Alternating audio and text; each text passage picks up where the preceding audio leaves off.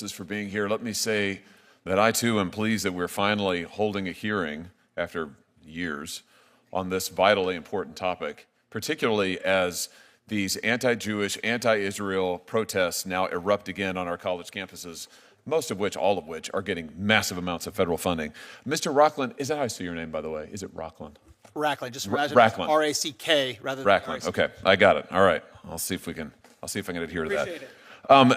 Let me just ask you, I just want to make sure that I heard you in response. I think it was to Senator Welch. Did you say that you're not in favor of canceling visas for foreign students who commit unlawful acts against Jewish students? I said at this time, Nexus does not have a position on that, the organization I work for. And then I went on to describe how in the national strategy, it doesn't talk about that, doesn't recommend that. And that was done in consultation with 1,000 leaders across the board and was supported by the ADL, AJC, JFNA, J Street, all of us. So you don't think that's not a good idea? I mean, why would we permit a foreign student who's here on a student visa who commits an act of violence, an unlawful act against a Jewish student?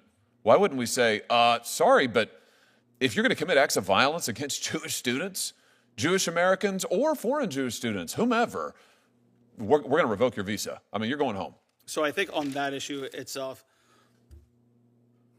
I'm trying to think now.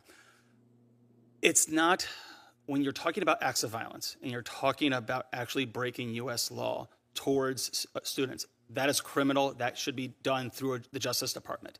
When we're talking about deportation, that's immigration. So if there is a criminal investigation that leads to deportation, I think that's perfectly acceptable. Well, I'm talking about student visas. They're here on visas. They're here on particular. Doing that. Well, sure, but why don't we write into the process a condition of the visa that if you assault a Jewish student on campus, you're out of here. You're gone.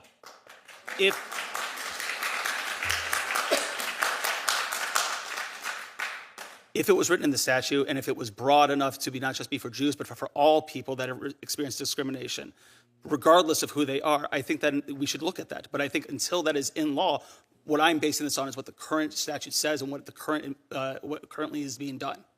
Well, listen, I guess I don't understand the hesitation here at all. To me, this is an easy call, and I've urged the current Secretary of State, Secretary Rubio, to do this. I think he's got the authority to do it. My position is it would send an incredibly clear message. If you come to this country on a student visa, you are here as a guest of the United States for particular purposes. If you assault a Jewish student on campus, you ought to be out of here. And we ought to make it clear to people we are not going to tolerate it. We're not going to tolerate it for any reason.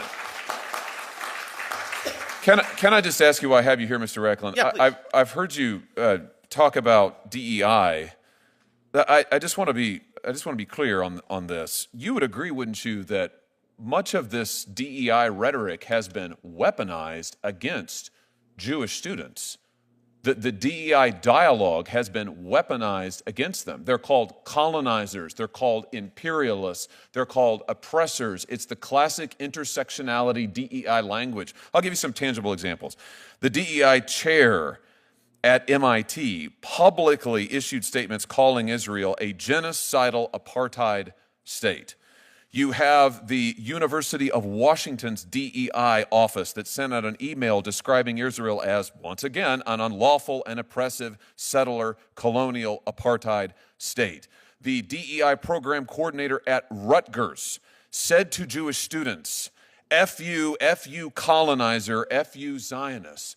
I mean, my point is, isn't it time to speak some truth to power here to these people and to say that Israel is not a colonizer state. It is not an apartheid state. Jewish students are not colonizers, and this kind of rhetoric shouldn't be weaponized against them. You'd agree with that, surely. I would say that it's wrong to blame Jewish students for the actions of the state of Israel in any way, shape, or form. And it's wrong to call the state of Israel a colonial apartheid state. I would say that Israel right now, a number of different human rights organizations talk about them in that sense. Personally, I don't see Israel that way. I've been there many a times. I have family that live there. I've been to the West Bank. I've enjoyed it. However, there are considerable issues regarding the occupation that need to be addressed, and inadequacies between how Palestinians are how Palestinians live in the West Bank versus how Palestinian Americans, Palestinian Israelis live in. My time. I'm only interrupting you because my time has almost please. expired, and the chairwoman is being extremely strict on the time. So, but I just want to make this point because I think we're seeing it over and over and over, where you have actual campus apparatus, DEI apparatus on these campuses. These are departments, these are officials, these are professors who are weaponizing that against Jewish students. My question is, shouldn't we condemn that? No holds barred. Say that is wrong for DEI officials to be saying Israeli students are colonizers, Jewish American students are colonizers, Israel's an apartheid state. That is wrong, full stop, no conditions. Would you agree with that? I would say that a lot of DEI programs need to actually bring into its anti-Semitism training, either going to other organizations, because so much of what is happening within the DEI or just be eliminated. Why don't we just eliminate the DEI programs and eliminate the kind of reverse discrimination against Jews that they are Hawley, promoting? I appreciate your passion, and we understand.